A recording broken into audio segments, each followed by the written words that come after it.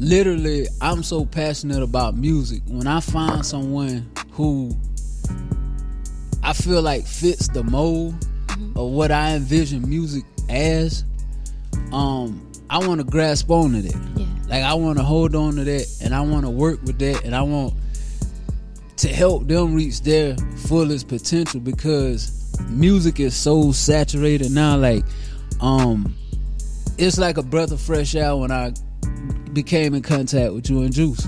You know what I'm saying? And that's just what it is. And even the people that, you know, we're adding to the fold now, like the producers that we're adding, you know, Shaq, and that's how it was too when I met Merv. Like, boy, because I never thought I would find anybody who had a work ethic like me after I left my group. Yeah. You know, I never thought I'd find it again. And so when you find stuff like that, it's refreshing.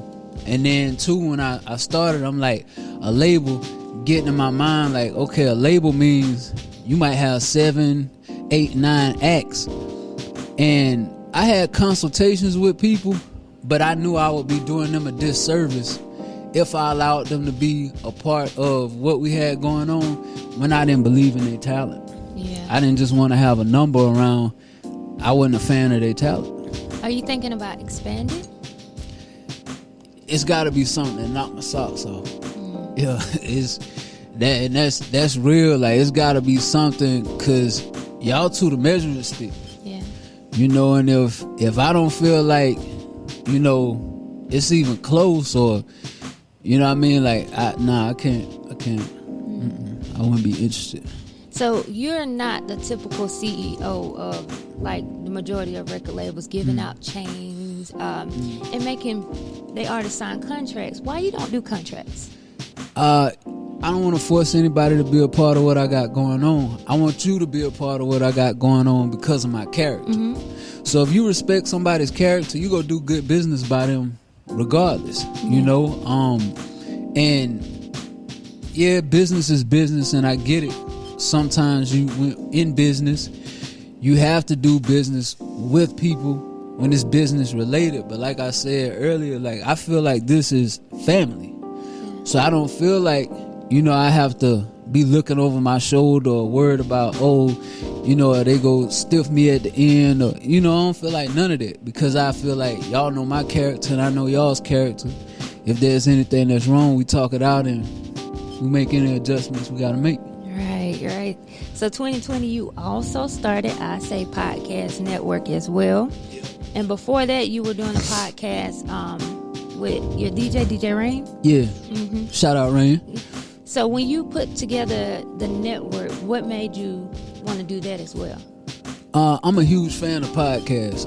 I listen to podcasts more than I watch TV. And I love podcasts. And I had a vision again of being able to drive something that I was passionate about, and I felt that other people had expressed to me that they were passionate about. Like, let's all do it together under one umbrella. And that's where the vision came from, to do it. To do it, the podcast. Yeah. So you did have how many people you had up under the I Say Podcast Network? 5 or 6. So how many you got now? 3. 3. I want you to give me a little insight of what happened with that. It kind of goes back to what I was saying about the music. You know, sometimes your creativity take you different areas. Sometimes your passion doesn't line up, and that's fine.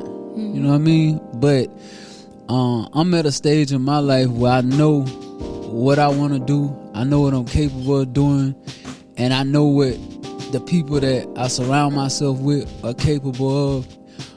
And you know, I'm not gonna settle for less for that. You know, I'm just not. So what lesson did you learn from having that many people under the network to now having what we call as a family? The biggest lesson I learned, I got trust issues. So I don't trust people. So going into that industry, I had to really learn to trust. Yeah. But I think that I would look at it more from an aspect of not just looking about, because people say it's strength in numbers, right?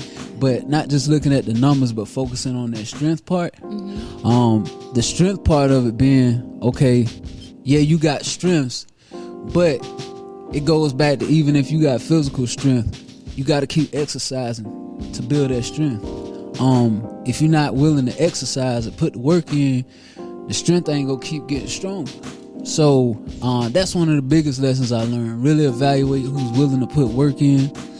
I also learned lessons on being strategic about when to spend money. Like, when does it make sense to spend money? Looking at return on investments, making sure that, you know, it's for the long term and not just the short term. So it was a lot of good takeaways that I got from it. So yeah.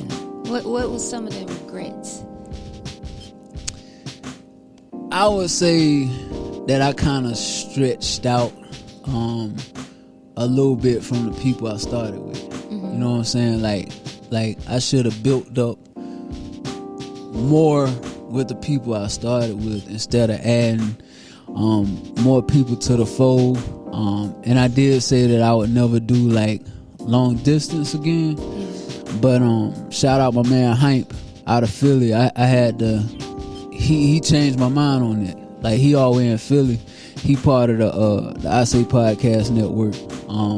But yeah, that would be one of my things that I would say my regrets was really not building the foundation that started first before adding other people to the fold. So let's go back to the label part, because you are an artist. What would you consider a perfect artist? You never gonna have a perfect artist. My favorite artist is an artist that can storytell, they're passionate about what they do, and they not trying to sound like everybody else. And and one of the biggest things I had to learn too, like, I can't look and expect everybody to work the way I work. You know, because I could just stay in the studio all day. I'm cool. Like, I don't have to have nothing else to do. I just love that. I could sit there, listen to beats, and write all day. But I realize everybody has their own process. Yeah. So, but as far as a perfect artist, I don't think there's no such thing I think of. But again, that creativity, that passion, and you could tell if somebody passionate about what they're doing. It's easy to tell anything, you know. So yeah. So you got a new project getting ready to drop. You want to tell us about it? Yeah, it's called Omega. It's basically the end is what Omega really signifies, and it's not the end of doing music, but I want to take it from an aspect of it's the end of people wanting to hear the same concept all the time, the same massive destruction, selling drugs, all of that. Just something different.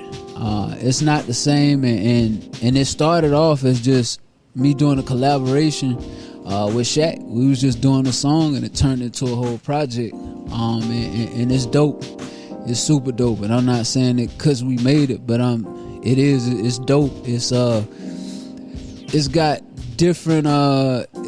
I'm not really gonna say it's a different sound for me, but it's really like Shaq influenced me to tap into my pen game, and that's what I had been looking for too for a while. Like, I tell people when I get on songs like you, Shaq, Juice, y'all make me tap into my pen game, because usually if somebody asks me for a feature or the collab, it'll come out hard, but I don't try. I just do that shit. Yeah. But when I'm doing something with y'all, I really think like I gotta get some shit. Let's go, because I know y'all coming with some shit. So yeah. And then we just dropped the album. What's your favorite song on that one? Boy, it changed like all the time. Like Dior was it for a minute, and then I was on Jodeci for a while, and then I was on that what is the name of the song that Juice did the hook on? I don't remember the name. Last one. No, last one. That's not last one. That's the one Shaq was on.